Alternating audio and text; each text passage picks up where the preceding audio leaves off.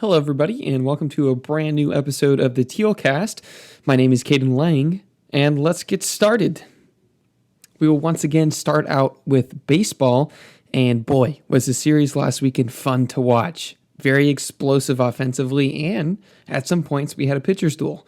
So let's dive into that. The first game was all Western Carolina as they scored early and they scored fast. Justice Bigbie had 3 hits and 3 RBIs for the Catamounts, and he's been their best player all year long, and he did not let up in this game. He was absolutely on fire for the Catamounts.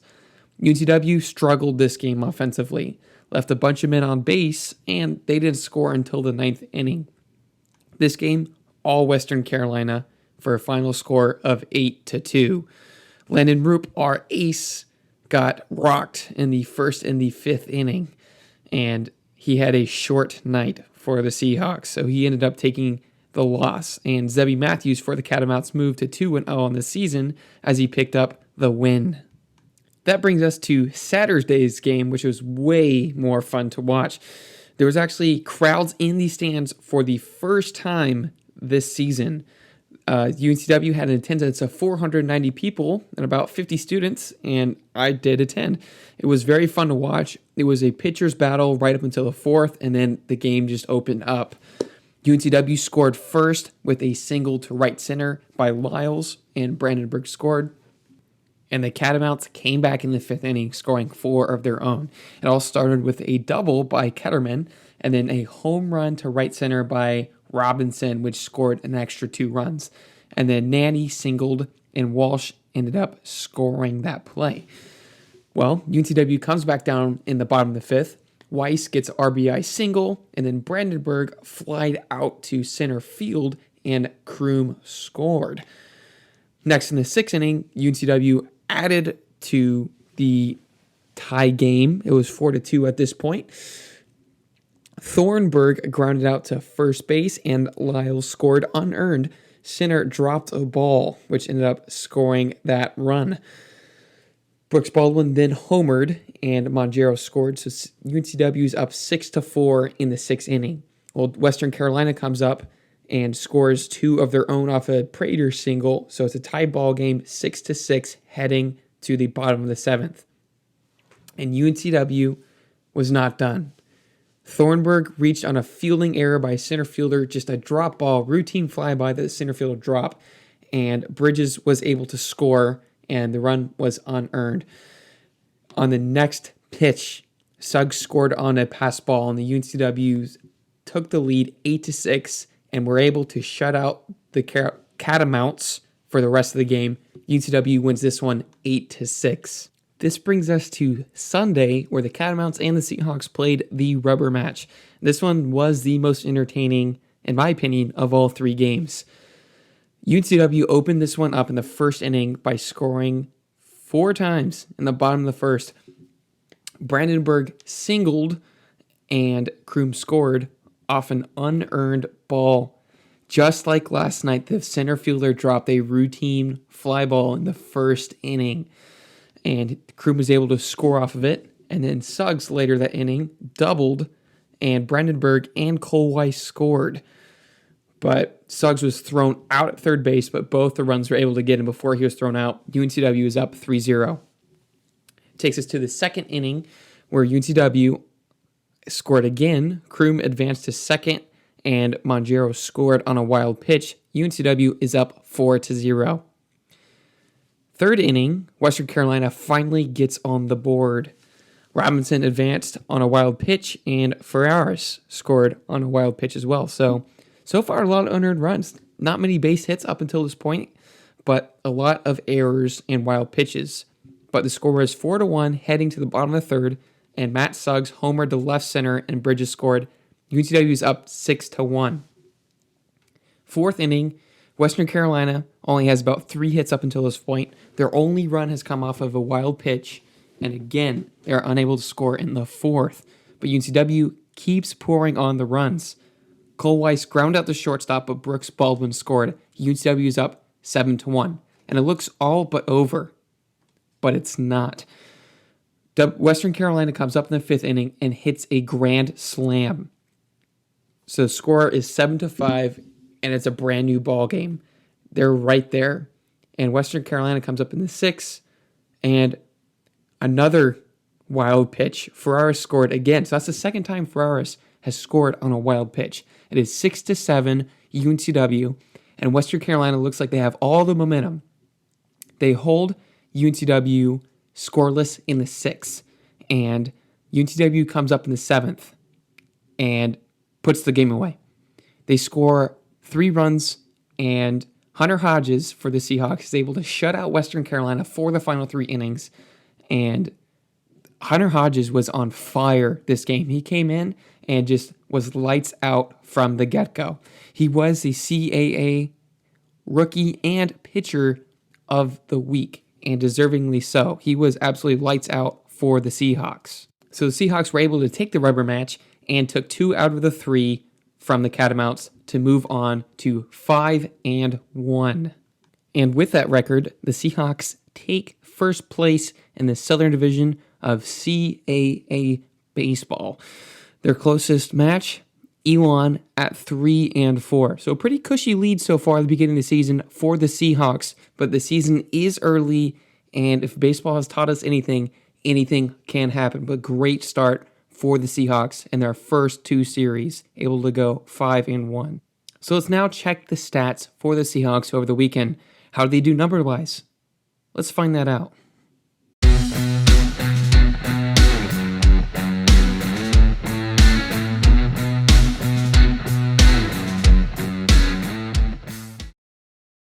So as a team on that first game played on Friday, the one they lost 8-2, the team did not have a great batting average. They batted a total of 156.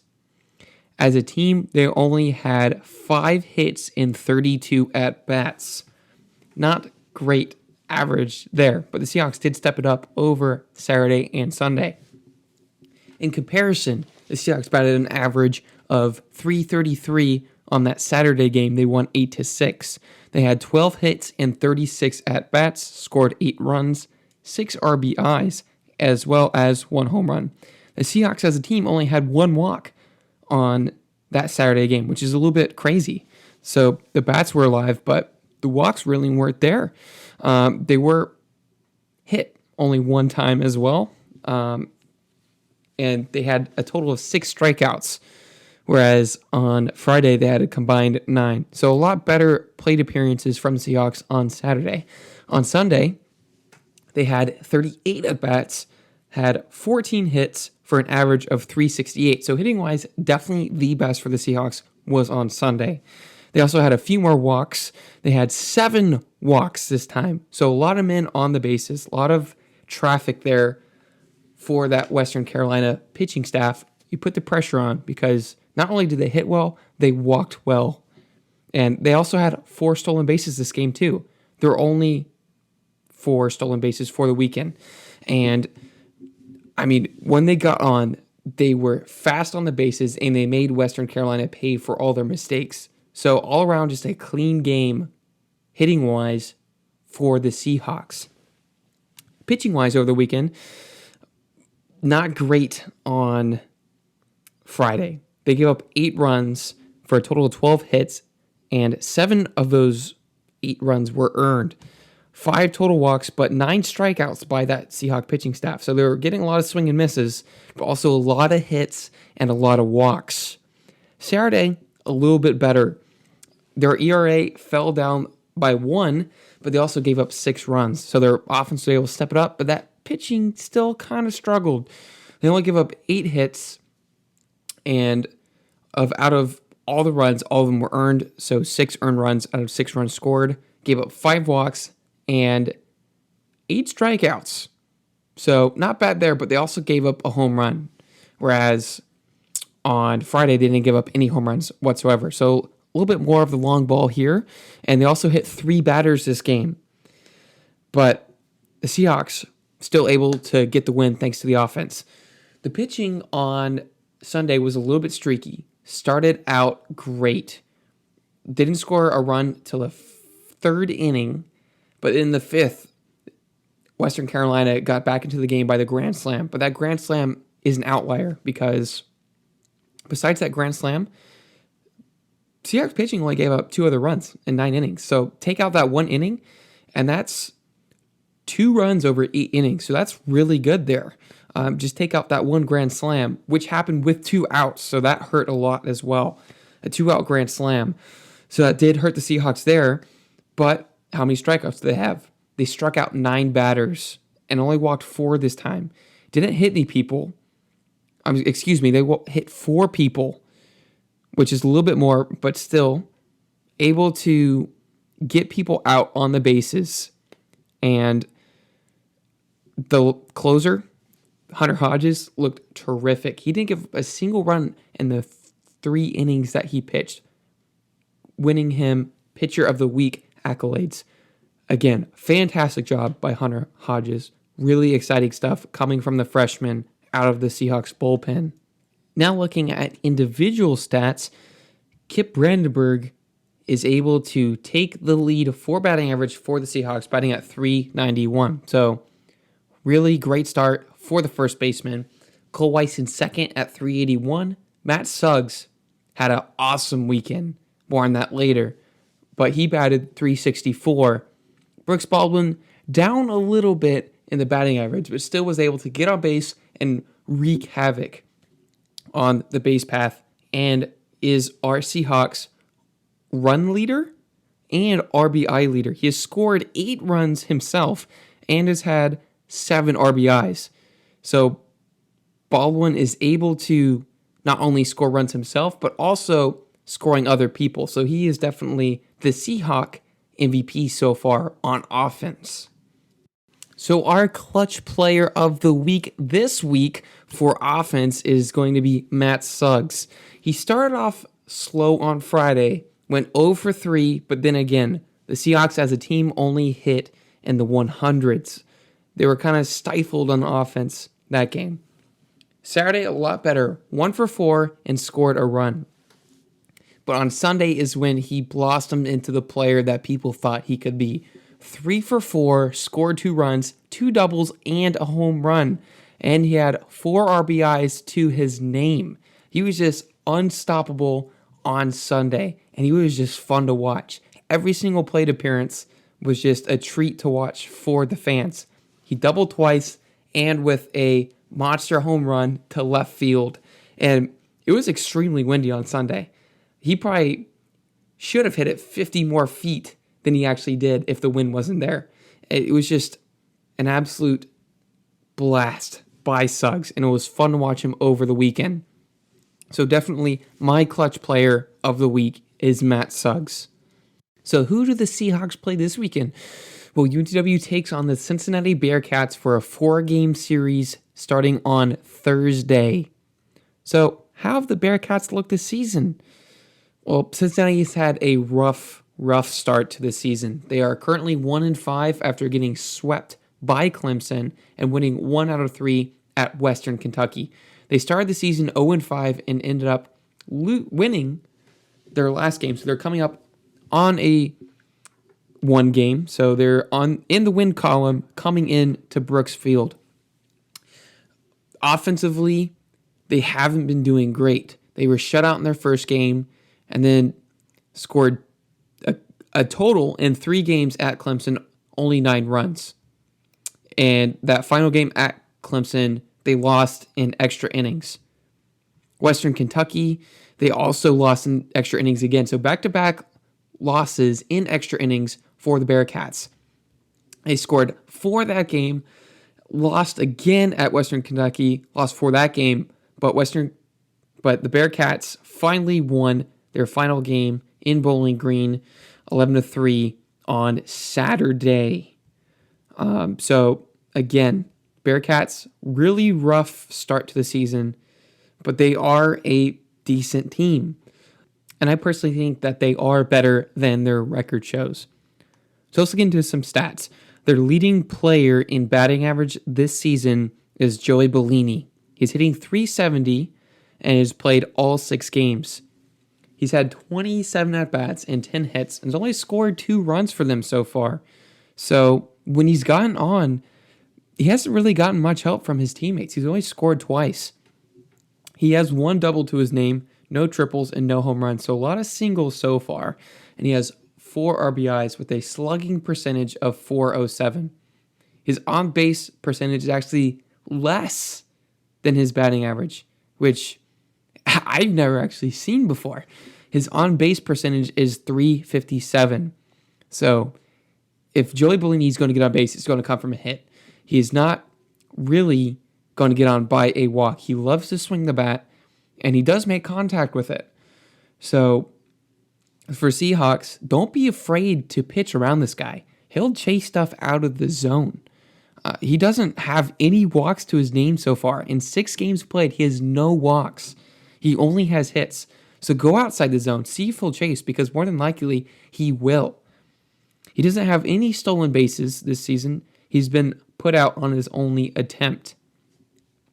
Now, as far as pitching goes, the Bearcats are all over the place. Their bullpen is, some players are really good, and then some players, just to put it frankly, have struggled so far. Their ace is Evan Shaver. Has played 2 games, pitched 10 innings, and has an ERA of 0. And he does not have a win or loss to his name, which is kind of crazy to think that this guy has pitched 10 innings of shutout baseball and does not have a single win in his name. So the Bearcats will definitely look to put a W under his name against the Seahawks. He's only given up 5 hits and 6 walks in 10 innings pitched, but he also has 11 strikeouts. So this guy is a swing and miss guy. He'll make you miss. But as far as their bullpen goes, they're all over the place. Their top pitcher from the bullpen is Jose Guzman. Has an ERA of 0, 4 strikeouts in 2 innings. But then you get guys like this at the back end of your bullpen. Evan Kemp has an ERA of 36 in 1 inning pitched. He's given up 4 runs in his only appearance. 2 walks and 2 hits and only 1 strikeout. So if I'm the Seahawks, I'm going to try my best to get up early on the Bearcats. Try to get on Sharver. But even if he does stifle you, I'm not too worried because the Seahawks proven this season that they can score late. And with this Bearcats bullpen, I am fully confident that the Seahawks can put up multiple runs in the back half of the game with this bullpen. So my prediction for this weekend, they play 4 games. Is it possible for UNCW to super sweep them, to go 4-0? Yes, but it is the game of baseball. So I do think they'll drop 1 game. I think they'll have 1 off game this week because so far we've only had 2 starters. We had Roop and we have Giselle, and then we have some question marks. So I do think on one of our bullpen days we could potentially drop a game, but my prediction is for this series, Seahawks take it 3-1, and I don't think that some of these games are going to be close. I think some will be a blowout, but we'll see. It is the game of baseball. So my record prediction is 3-1 for the Seahawks. So let's see if they'll move on to 8-2 after this series.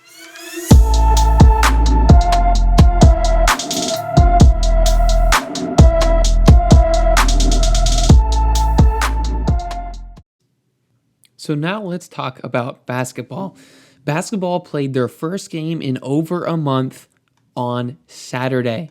It was the first game all season that fans were back in Trask. And not to spoil it, it was an absolute heartbreaker. So what exactly happened? Well, to start the game, Elon was hot from beyond the arc. They started off 100% on 3-pointers and a field goal percentage for within like 5 minutes of the game. Like they were just lights out. And the Seahawks on their hand were ice cold. We could not make a bucket to save our lives. We couldn't even buy a bucket. Elon went up 11-0 And we finally scored a point, and only a singular point. It was a free throw by Mike Okaru. And it was a hard game to watch in the beginning. We ended up going down 17-1, 20-3. And at one point, we were down by over 20 points. I believe it was 22 or 24 at one point. And this never deterred the Seahawks. We came right back. We stormed back. It was at one point, we were only down 10 right before half, before Ikena Nujuba made a three-pointer to put it back within 11. So at halftime, the score was 45-34, and it gave us fans some hopes. Being down 22 and only scoring 1 point through 5 minutes and only being down 11, it was a miracle. And then the second half was way better as well. We started out the game by scoring a 3-point jumper. So we were only down 8 at this point, and we come back and we get down 51-50, and we take the lead with a Ty Gadsden layup with 15 minutes left in the second quarter. And at this point in the game, it was a flip-flop between both teams, just retaking and gaining the lead, retaking and gaining the lead. With 10 minutes left to go, it was 64-63 Seahawks. And I thought it was entirely possible that both teams were going to score 90 the way this game was going. But they did slow down, and it was a flip-floppy match from here on out.